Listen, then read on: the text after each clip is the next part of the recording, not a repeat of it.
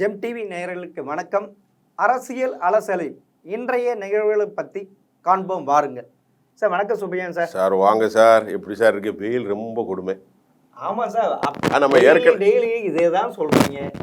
அது குறைய போகிறது. ஏன்னா இது சம்மர் சீசனு. அது மட்டும் இல்லாமல் உங்கள்கிட்ட வந்து உட்கார்ந்தாலே ஜெம் டிவிக்கு நிறைய ஆதாரமான செய்திகளாக தானே வருவீங்க நீங்கள். எங்க சார் கிடைக்கிது? அவன் கொடுக்குறான், ஆட்டோமேட்டிக்கே கொடுக்குறேன். சரி சார் சொல்லுங்க. இந்த அண்ணாமலை சார் என்ன சார் ஆட்டுக்குட்டி அண்ணாமலை?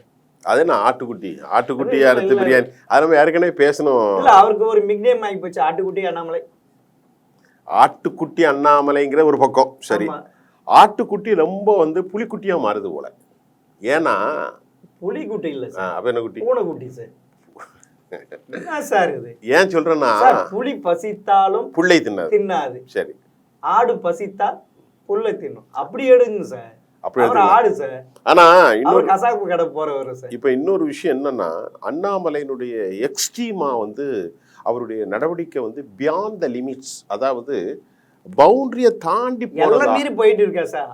அது உண்மைதான். ஆமா சார். காரணம் யாரு? மோடி உடைய செல்ல பிள்ளை ஆயிட்ட. கரெக்டா சொல்றீங்க. ஆமா, கோவையில இப்ப நடந்த பொதுக்கூட்டத்தில் அவருக்கு எவ்வளவு இம்பார்ட்டன்ட்? ரொம்ப இம்பார்ட்டன்ட். அதுல ஒரு சில தகவல் வந்திருக்கு எனக்கு, அதை கொஞ்சம் உங்கள்கிட்ட சொல்றேன். சரியானு பாருங்க. அண்ணாமலையினுடைய இந்த முக்கியத்துவம் டெல்லியில தேசிய அளவுலையும் ஒரு தாக்கத்தை ஏற்படுத்தி, பயங்கரமா ஏற்பட்டு. ஏன்னா BL சந்தோஷினுடைய ஆதரவு பெற்ற ஒரு ஆளுமை தான் அவர். இல்ல, அந்த சந்தோஷ் தான்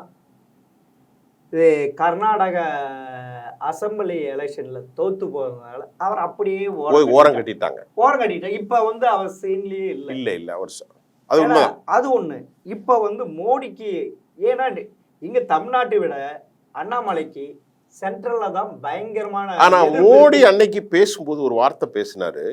ஹூ இஸ் அண்ணாமலைன்னு கேட்கிறாரு. எவ்வளவு அகங்காரம் இருந்தால் இப்படி கேட்பார்?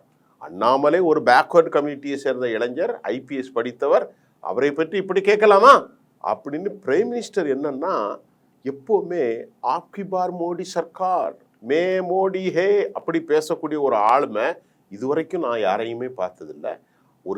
ஒரு நபரை ப்ரைட் பண்ணது அண்ணாமலையா தான் இருக்கும். அந்த அளவுக்கு மோடியின் உள்ளங்கவர்ந்த ஒரு பிள்ளையாக அவர் மாறி இருக்கிறார் சார். உன்ன கேட்டா மோடியும் அமித்ஷா அவ்வளவு க்ளோஸ். யாரு கூட? அண்ணாமலையோட. ரெண்டு பேரும். அதுக்குள்ள இவர் பூந்து இருக்கிறான்னா எப்படி? சரி. இப்ப வந்து இவர் டெல்லிக்கு திருப்பியும் மோடி கவர்மெண்ட் வந்தா இவர் தோத்தாலும் ஜெயிச்சாலும் முக்கியமான பதவி அங்க கொடுக்கப்படும் ஒரு இது. அதனாலேயே அங்க பயங்கரமான அவருக்கு அப்போஸ் இருக்கு.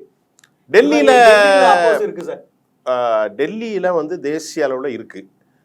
அதே மாதிரி தமிழ்நாட்டில் நயினார் நாகேந்திரன் கடும் வெறுப்பில் இருப்பதாகவும், 4 கோடி ரூபாய் பிடிப்பட்டதற்கு காரணமே அண்ணாமலை அன்கோ தான் அப்படிங்கிற அரசியல் புரசலான செய்திகளும் வெளிவந்திருக்கிறது. ஆமா சார். சார் நம்ம கண்ணு எதிரில் இது ஒரு வார் ரூம் வச்சுட்டு எத்தனை பேர் பலிகடை ஆகியிருக்காங்க. கண்டிப்பா. இல்ல, அதாவது ஆரம்பத்தில் பார்த்தீங்கன்னா பாஜக ஒரு கம்யூனிட்டிக்கான ஒரு இதுவா இருந்தது. இப்ப அங்க ஒரு யாராவது கம்யூனிட்டி இருக்காங்களா? ஒரு கம்யூனிட்டில. ஆனா ஒரே ஒரு விஷயத்தை சொல்றேன். நாராயண திருப்பதி மாற்றம். ஒரே ஒரு விஷயத்தை சொல்றேன். இந்த கட்சி கால் ஊனுவதற்கு என்னுடைய நண்பர்கள் நிறைய பேர் இருக்காங்க பிஜேபியில. அரசியல் தாண்டி என்னுடைய நண்பர்களாக நாராயண திருப்பதி, நானும் ஒரே ஊருக்காரர், ரொம்ப உறவுன்னு வைங்களேன். அது மாதிரி எனக்கு ரொம்ப வேண்டிய நண்பன் யாருன்னா ராகவன். இந்த ராகவன் எல்லாம் ராகவன்லாம் கடும் உழைப்பு. 19 வயசுல இந்த கட்சிக்காக ஒண்ணுமே இல்லாத இந்த இல்ல, என்னுடைய நண்பர்னா எல்லாருக்கும் நண்பர் தான். திமுக இருக்காங்க, எல்லா கட்சியிலும் இந்து முன்னணியில் இருக்காங்க, அது தனி. அப்படி உழைத்தவரை அண்ணாமலை ஒரு ஹனி டிராப்ல மாட்ட வச்சுட்டாருங்கிற ஒரு பேச்சு வந்திருக்கு. அது உண்மையா பொய்யா தெரியல. இப்ப எந்த பிராமணர்களுக்கும் இடம் கொடுக்கல. அது வந்து இப்ப எப்படி பிஜேபியில எப்படி முஸ்லீம்களுக்கு கொடுக்கல அப்படிங்கிறது ஒரு டிசென்டா இருக்குமோ, அதே ஃபார்மேட்டை தமிழ்நாட்டில் நம்ம அப்ளை பண்ணணும்ல. பண்ணணுமா பண்ணக்கூடாது? பண்ணணுமா பண்ணக்கூடாது? ஆமா சார். நாராயண திருப்பதி ஏன் கொடுக்கல? மெட்ராஸ் கேட்டார் சார், கொடுக்கல. கொடுக்காம தடுத்தது அண்ணாமலை தானே. அண்ணாமலை பாருங்க. கரெக்டா சொல்றீங்க. அண்ணாமலை அப்ப ஆனா உன்ன கேட்டீங்கன்னா ம். அண்ணாமலை கொடுக்க வேண்டிய ஸ்டேட்மெண்ட் எல்லாம் ஃபுல்லா இவர் தான் கொடுக்குறாரு. நாராயணன் சரி அவர் அவ்வளவு அட்ஜஸ்ட் பண்ணிட்டு போறாரு. சரி சென்ட்ரல்ல மாத்திரம் இல்ல ஸ்டேட்லயும் அண்ணாமலைக்கு கடுமையான எதிர்ப்பு இருக்கு. இவரு இங்க காலி ஆச்சுன்னா சரி அவரு அத்தோடு தலை தூக்குவாரா தூக்க மாட்டாரா, கட்சியில இருப்பாரா, கட்சி விட்டு காணாம போவாரா? ஆனா இன்னொரு விஷயத்தை சொல்லிட்டு நம்ம அடுத்த செய்திக்கு போவோம். அமித்ஷாவுக்கு கூட இது ரொம்ப மன வருத்தம்னு கேள்விப்பட்டேன். ஆமா சார், அமித்ஷா தமிழகத்திற்கு வராமல் இருப்பதற்கு காரணமே ஒரு செய்தி வந்திருக்கு, அதை உங்கள்கிட்ட கேட்குறேன். நல்ல ஒரு அழகான சுபிட்சமான சுகமான உறவு இருந்துச்சு மோடிக்கும் எடப்பாடி பழனிசாமிக்கும். டெல்லியில முதல் கூட்டம் மோடி தனது வலதுகரமாக எடப்பாடியைத்தான் உட்கார வச்சிருந்தார். ஆமா சார், அப்படிப்பட்ட உறவை தேவையில்லாத வார்த்தைகளால கடும் போக்குவாதத்தை யூஸ் பண்ணி உடைச்சு நாசமாக்குனதுனால இப்ப டெல்லியில பிஜேபிக்கு ஏற்படுகிற சில இழப்புகளுக்கு தமிழ்நாடு கை கொடுக்காமல் போய்விடுமோ என்ற அச்சத்தை, ஒரு நிமிஷம் முடிச்சுக்கிறேன், என்ற அச்சத்தை உள்துறை அமைச்சர் பெரிய அல்ல, அப்ப அவர் அந்த கால்குலேட் பண்ணி பார்க்கும்போது இந்த ஆளு தேவையில்லாம இந்த அண்ணாமலை பேசினதுனால பிஜேபி உறவை விட்டு அதிமுக போயிட்டு நமக்கு இழப்புன்னு அவர் மனம் வருத்தப்பட்டதாகவும் செய்திகள் வந்திருக்கு சார்.